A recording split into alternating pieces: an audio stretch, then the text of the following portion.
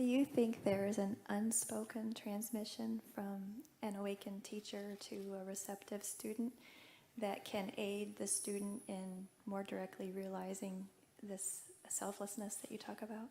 Yeah,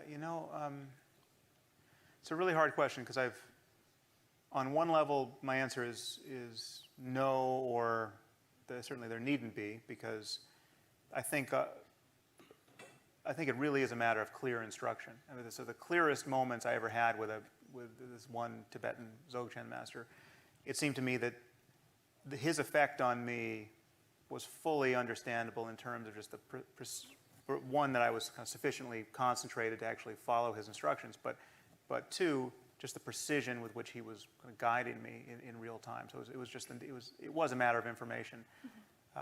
But I've also had experiences with kind of great yogis and lamas and people who have devoted their lives to meditation, where it's not that I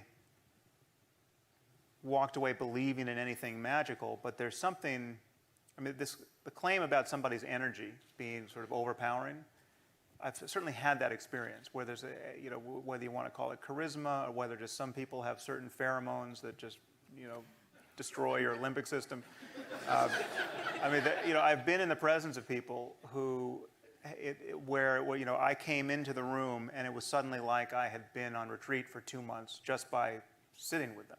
And I don't have, so before you all get on Twitter and tell everyone I lost my mind, I'm not making any claims about magic there. There's some, there could be some totally straightforward explanation for this, but I just don't know what it is. And I'm just attesting to the experience.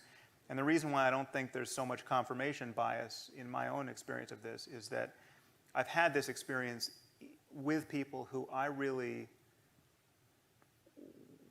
didn't want to like all that much. I didn't like their teachings as much as I liked some other person's teachings. But when I sat with person number one, his presence kind of blew me away. And whereas when I'm sitting with this other genius who is giving me exactly what I think the true teachings are, his presence wasn't doing it. So my bias was opposite the effect. And so there may be something going on there, but I just have no idea what it is.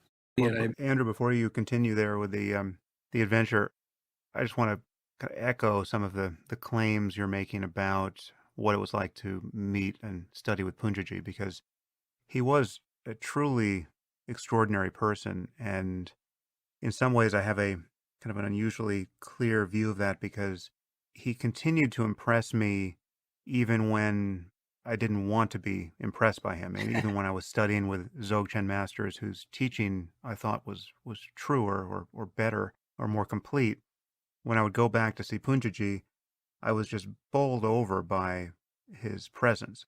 And scientifically, I'm kind of at a loss to account for the effect he was having on people. I mean, I came to see him several years after you were there. I think it was 91 or 92 was the first time I met him. It was still quite a small scene. I mean, he had not yet been discovered by the orphans of Osho's community. So, I mean, there were probably maybe 5 people in the room when the 5 of us showed up. So it was still a very intimate situation with him.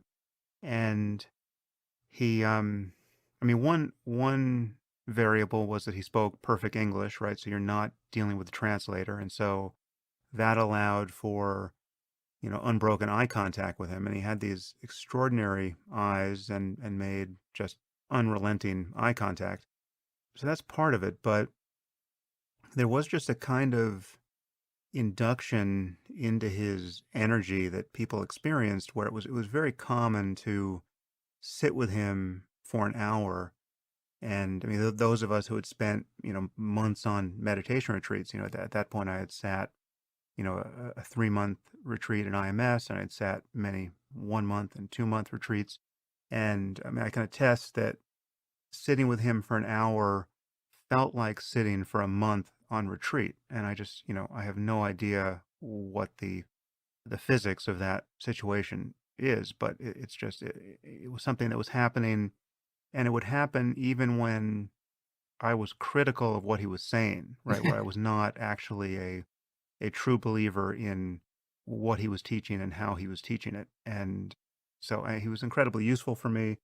We'll get into some of perhaps the points of criticism we may or may not share about what he was teaching, but I completely understand the experience you had of, staggering away from his house, feeling this onrushing of energy and bliss and unconditional love. And I mean, it was really like, an MDMA slash, mushroom trip being with him. Indeed.